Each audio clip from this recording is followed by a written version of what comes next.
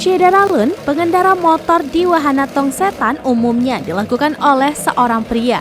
Namun, seorang wanita juga ada yang berprofesi sebagai joki tong setan.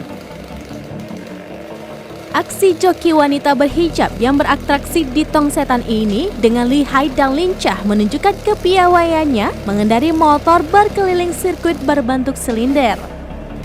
Wanita berhijab itu tampil menantang dalam aksi berkendaranya di tong setan. Mengejutkannya lagi, dalam aksinya wanita itu tidak menggunakan helm sebagai alat pelindung kepalanya.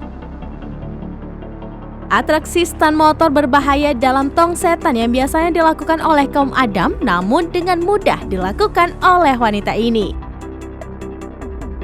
Gadis ini melakukan aksinya mengendari motor RX King di sirkuit yang mempunyai kemiringan hampir 90 derajat dengan tinggi hampir 4 meter. Dengan senyum yang lebar, ia terus mengegas kendaraannya dari bawah ke atas maupun dari atas ke bawah.